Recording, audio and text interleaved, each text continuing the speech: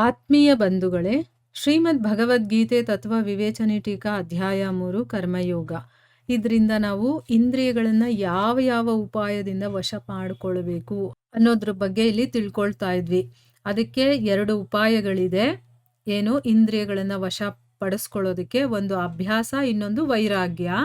ಈ 2 ಉಪಾಯಗಳಿಂದ ಮನಸ್ಸನ್ನು ಕೂಡ ನಾವು ವಶ ಮಾಡಿಕೊಳ್ಳಬಹುದು ಅನ್ನೋದ್ರ ಬಗ್ಗೆ 6ನೇ ಅಧ್ಯಾಯ 35ನೇ ಶ್ಲೋಕದಲ್ಲಿ ಭಗವಂತ ಹೇಳಿದಾನೆ. ಆ ವಿಷಯದ ಬಗ್ಗೆ ತಿಳ್ಕೊಂಡ್ವಿ. ಮತ್ತೆ ವಿಷಯ ಮತ್ತೆ ಇಂದ್ರಿಯಗಳ ಸಂಯೋಗದಿಂದ ಉಂಟಾಗುತ್ತಲ್ಲ, ಅಂಥದನ್ನ ರಾಜಸ ಸುಖ ಅಂತ ಕರೀತಾರೆ. ಅದರ ಬಗ್ಗೆನೂ ಕೂಡ ನಾವು 18ನೇ ಅಧ್ಯಾಯ 38ನೇ ಶ್ಲೋಕದಲ್ಲಿ ಹೇಳಿರೋದನ್ನ ತಿಳ್ಕೊಂಡ್ವಿ. ಅಂದ್ರೆ ಏನು? ಯಾವಾಗ ವಿಷಯ ಮತ್ತು ಇಂದ್ರಿಯಗಳ ಸಂಯೋಗದಿಂದ ನಮಗೆ ಸುಖ ಅನ್ನೋದು ಸಿಗುತ್ತೋ ಅದು ಅನುಭವಿಸ್ತಾ ಇರಬೇಕಾದ್ರೆ ಅಮೃತ ಅನಿಸುತ್ತೆ. ಆದರೆ ಅದರ ಪರಿಣಾಮ ಹೇಗಿರುತ್ತೆ? ಅದು ವಿಷವಾಗಿರುತ್ತೆ ಅನ್ನೋದಕ್ಕೆ ನಾನು ಎಕ್ಸಾಂಪಲ್ಲು ಕೂಡ ಕೊಟ್ಟು ಹೇಳಿದೆ. ಈಗ ಅದೇ ಥರ ನಿದ್ರೆ, ಆಲಸ್ಯ ಮತ್ತು ಪ್ರಮಾದದಿಂದ ಹುಟ್ಟುವಂಥ ಸುಖ ಇದೆಯಲ್ಲ, ಅದನ್ನು ತಾಮಸ ಸುಖ ಅಂತ ಕರೀತಾರೆ. ಈಗ ನಿದ್ರೆ ಮಾಡೋದು ಕೂಡ ತುಂಬ ಸುಖವಾಗಿರುತ್ತೆ, ಆಯಿತಾ? ಅದನ್ನು ತಾಮಸ ಸುಖ ಅಂತಾರೆ. ಆಮೇಲೆ ಆಲಸ್ಯ, ಕೆಲಸ ಮಾಡದೆ ಬೇರೆಯವ್ರ ಹತ್ರ ಕೆಲಸ ಮಾಡೋದು, ಸೋಂಬೇರಿಯಾಗಿ ನಾವು ಸೋಂಬೇರಿಯಾಗಿ ಕೂತ್ಕೊಂಡಿರೋದು, ಇದು ಸುಖನೇ. ಆದರೆ ಇದ್ರ ರಿಸಲ್ಟ್ ಏನಾಗುತ್ತೆ ಆಮೇಲೆ ನಮಗೆ ಗೊತ್ತಾಗುತ್ತೆ. ಈಗ ಕೆಲಸ ಮಾಡದೆ ಒಂದೇ ಕಡೆ ಆಲಸ್ಯದಿಂದ ಕೂತಿದ್ರೆ ಏನಾಗುತ್ತೆ? ನಾಳೆ ದಿವಸ ನಮಗೆ ರೋಗಗಳು ಬರುತ್ತೆ, ಇನ್ನೂ ಏನೇನು ಬರುತ್ತೋ. ನಮಗೆ ಆ ಕೆಲಸ ಮಾಡುವಂಥ ಒಂದು ಇಂಟ್ರೆಸ್ಟು ಇರೋದಿಲ್ಲ. ಆಮೇಲೆ ಅದರಿಂದ ನಮಗೆ ಬಾಡಿನಲ್ಲಿ, ನಮ್ಮ ಶರೀರದಲ್ಲಿ ಮೂಮೆಂಟ್ ಇಲ್ಲ ಅಂತಂದರೆ ಏನಾಗುತ್ತೆ? ಏನೇನೋ ರೋಗಗಳು ಬರೋದಕ್ಕೆ ಶುರುವಾಗುತ್ತೆ. ಇನ್ನು ಪ್ರಮಾದಗಳು, ಬೇಕಾದಷ್ಟು ಏನೇನೋ ಮಾಡಬಾರದನ್ನೆಲ್ಲ ಮಾಡ್ತೀವಲ್ವಾ, ಅಂಥದ್ದು ಅದೆಲ್ಲವೂ ಕೂಡ ತಾಮಸ ಸುಖ ಅಂತ ಕರೆಸ್ಕೊಳ್ಳುತ್ತೆ. ಈ ವಿಷಯದ ಬಗ್ಗೆ ಭಗವಂತ 18ನೇ ಅಧ್ಯಾಯದಲ್ಲಿ 39ನೇ ಶ್ಲೋಕದಲ್ಲಿ ಹೇಳಿದ್ದಾನೆ. ಏನು ಹೇಳಿದ್ದಾನೆ? ಆ ಶ್ಲೋಕ ಯಾವುದು ಅಂತಂದರೆ ಯದಗ್ರೇ ಚಾನುಬಂಧೇಚ ಅಂತ ಒಂದು ಶ್ಲೋಕ ಇದೆಯಲ್ಲ, ಅದರಲ್ಲಿ ಭಗವಂತ ಏನು ಹೇಳಿದ್ದಾನೆ?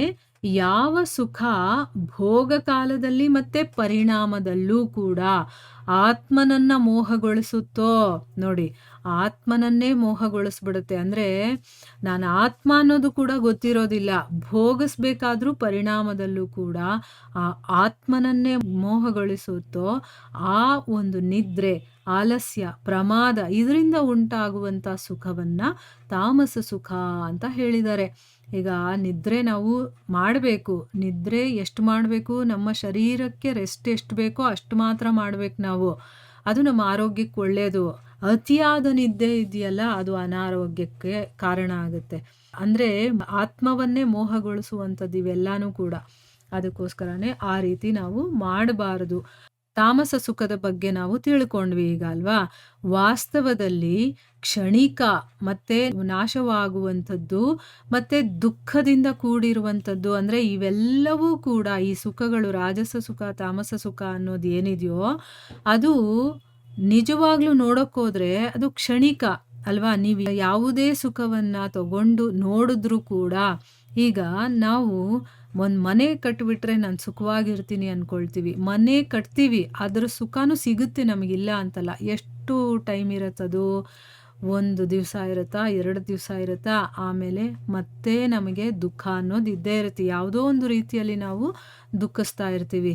ಈಗ ನಾನು ಏನೋ ಒಂದು ಪಡ್ಕೋಬೇಕು ಅಥವಾ ಒಂದು ಮನೆಗೆ ಒಂದು ದೊಡ್ಡ ಟಿ ವಿ ತರಬೇಕು ಅಂದ್ಕೊಂಡಿರ್ತೀವಿ. ಆ ಟಿ ವಿಯನ್ನು ತರಬೇಕಾದ್ರೆ ತಂದು ಅದನ್ನು ಇಟ್ಟು ಒಂದು ಸರಿ ನೋಡೋವರೆಗೂ ನಮಗೆ ಒಂಥರ ಏನೋ ಒಂದು ಮಜಾ ಸಿಗ್ತಾ ಇರುತ್ತೆ. ಅಂದರೆ ಸುಖ ಅದು ಕ್ಷಣಿಕ, ಅದು ನೆಕ್ಸ್ಟ್ ಮೂಮೆಂಟೇ ಅದು ಹೊರಟೋಗ್ಬಿಟ್ಟಿರುತ್ತೆ ಅಲ್ವಾ? ಯಾವುದನ್ನಾದರೂ ತಗೊಳ್ಳಿ, ಅದು ಶಾಶ್ವತವಾದ ಸುಖವನ್ನು ಕೊಡುವಂಥದ್ದಲ್ಲ. ವಾಸ್ತವವಾಗಿ ಅದು ಕ್ಷಣಿಕವಾಗಿರುತ್ತೆ, ನಾಶವಾಗಿರುವಂಥದ್ದು ಮತ್ತು ದುಃಖ ರೂಪವಾಗಿರುವಂಥದ್ದು ಅನ್ನೋದನ್ನು ತಿಳ್ಕೊಂಡು ಈ ಲೋಕ ಮತ್ತು ಪರಲೋಕದ ಎಲ್ಲ ರೀತಿಯ ಭೋಗಗಳಿಂದ ವಿರಕ್ತನಾಗಿರೋದೇ ವೈರಾಗ್ಯ ಅಂತ ಅನ್ನಿಸ್ಕೊಳ್ಳುತ್ತೆ. ಈಗ ಈ ಲೋಕದಲ್ಲಿರುವಂಥ ಸುಖಗಳು ಯಾವುದಾದ್ರೂ ಆಗಿರ್ಬೋದು, ಆಸ್ತಿ, ಅಂತಸ್ತು, ಪದವಿ, ಮನೆ, ಮಕ್ಕಳು ಅಥವಾ ಅಧಿಕಾರ, ಯಾವುದೇ ಆಗಿರ್ಬೋದು. ಅದು ಮತ್ತೆ ಪರಲೋಕ ಅಂದ್ರೆ ಏನು? ಸ್ವರ್ಗ ಬೇಕು, ಅಪ್ಸರೆ ಬೇಕು, ಹಾಗೆ ಹೀಗೆ ಏನೋ ಒಬ್ಬೊಬ್ರಿಗೆ ಒಂದೊಂದು ಥರ ಇರುತ್ತೆ. ಅಂದರೆ ಈ ಲೋಕ ಅಷ್ಟೇ ಅಲ್ಲ, ಪರಲೋಕ. ಆ ಎಲ್ಲ ಭೋಗಗಳಿಂದ ವಿರಕ್ತನಾಗಿರೋದನ್ನ ವೈರಾಗ್ಯ ಅಂತ ಕರೆಯೋದು. ಮತ್ತೆ ಪರಮಾತ್ಮನ ನಾಮ, ರೂಪ, ಗುಣ, ಚರಿತ್ರೆ ಇದನ್ನೆಲ್ಲ ನಾವು ಕೇಳೋದು, ಶ್ರವಣ, ಕೀರ್ತನೆ ಮಾಡೋದು ಅಂದರೆ ಬೇರೆಯವ್ರಿಗೆ ಹೇಳುವಂಥದ್ದು ಅಥವಾ ನಮಗೆ ನಾವೇ ಹೇಳ್ಕೊಳ್ಳುವಂಥದ್ದು, ಮನನ. ಇದರಲ್ಲೆಲ್ಲ ಮತ್ತೆ ನಿಸ್ವಾರ್ಥ ಭಾವದಿಂದ ನಮ್ಮಲ್ಲಿ ಯಾವುದೇ ಒಂದು ಸ್ವಾರ್ಥ ಇಲ್ಲದೆ ಲೋಕ ಸೇವೆಯ ಕೆಲಸಗಳಲ್ಲಿ ನಮ್ಮನ್ನು ನಾವು ನಮ್ಮ ಇಂದ್ರಿಯಗಳನ್ನು ತೊಡಗಿಸ್ಕೊಳ್ಳೋದಿದೆಯಲ್ಲ. ಯಾಕೆ ಅಂತಂದರೆ ಇಂದ್ರಿಯಗಳು ಸುಮ್ಮನೆ ಇರೋದಿಲ್ಲ, ಅವೇನಾದರೂ ಒಂದು ಕೆಲಸವನ್ನು ಮಾಡ್ತಾನೆ ಇರಬೇಕು. ಸೊ ಹಾಗಾಗಿ ನಾವು ನಮ್ಮ ಸ್ವಾರ್ಥಕ್ಕೆ ಏನೋ ಒಂದು ದುಡ್ಕೊಳ್ಬೇಕು, ಅದು ಮಾಡಬೇಕು, ಕೂಡಿಡಬೇಕು ಅಂತ ನಮಗೋಸ್ಕರ ಏನೋ ಒಂದು ಮಾಡೋದನ್ನು ಬಿಟ್ಟು ನಿಸ್ವಾರ್ಥ ಭಾವದಿಂದ ಈ ಲೋಕಕ್ಕೆ ಒಳ್ಳೆಯದಾಗಲಿ ಅಂತಂದ್ಬಿಟ್ಟು ನಮ್ಮ ಇಂದ್ರಿಯಗಳನ್ನು ಆ ಕೆಲಸದಲ್ಲಿ ತೊಡಗಿಸೋದಿದೆಯಲ್ಲ ಅದು. ಮತ್ತು ಧಾರಣ ಶಕ್ತಿಯ ಮೂಲಕ ಅವುಗಳ ಕ್ರಿಯೆಗಳನ್ನು, ಅಂದರೆ ಈಗ ನಾನಿದು ಮಾಡಬೇಕು ಅಂತ ನಾನು ಆ ಇಂದ್ರಿಯಗಳ ಮೂಲಕ ಕೆಲಸ ಮಾಡ್ತೀನಿ, ಆದರೆ ಹೇಗೆಗೋ ಏನೇನೋ ಮಾಡೋದಲ್ಲ, ನಮ್ಮ ಶಾಸ್ತ್ರಗಳಲ್ಲಿ ಕೊಟ್ಟಿದ್ದಾರೆ.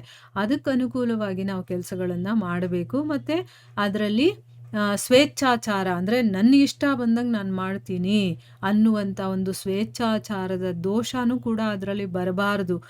ಆ ರೀತಿ ಪ್ರಯತ್ನ ಮಾಡೋದಿದೆಯಲ್ಲ ಅದನ್ನು ಅಭ್ಯಾಸ ಅಂತ ಕರೀತಾರೆ. ಇವಾಗ ವೈರಾಗ್ಯ ಅಂತಂದರೆ ಏನು ಅಂತ ಗೊತ್ತಾಯಿತು. ಅಂದರೆ ಯಾವುದೇ ರೀತಿಯ ಆಸೆಗಳು ನಮ್ಮಲ್ಲಿ ಇರಬಾರ್ದು. ಈ ಲೋಕ ಮತ್ತು ಪರಲೋಕ ಎರಡರ ಭೋಗಗಳಿಂದ ನಾನು ವಿರಕ್ತನಾಗಿರಬೇಕು.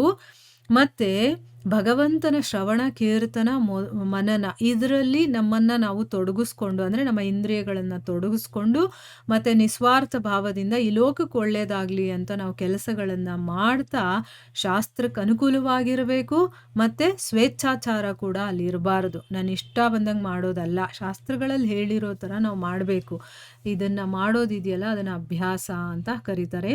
ಈ ಎರಡೂ ಉಪಾಯಗಳಿಂದ ಇಂದ್ರಿಯಗಳನ್ನು ಮತ್ತು ನಾವು ನಮ್ಮ ಮನಸ್ಸನ್ನು ವಶ ಮಾಡಿಕೊಳ್ಬಹುದು ಅಂತಂದ್ಬಿಟ್ಟು ಇಲ್ಲಿ ಹೇಳ್ತಾ ಇದ್ದಾರೆ. ಈಗ ನೋಡಿ, ನಮಗೆಲ್ಲರಿಗೂ ಕೂಡ ಗೊತ್ತಾಯಿತು ನಮ್ಮ ಇಂದ್ರಿಯಗಳನ್ನು ಮತ್ತು ಮನಸ್ಸನ್ನು ಹೇಗೆ ಕಂಟ್ರೋಲ್ ಮಾಡೋದು ಅಂತ.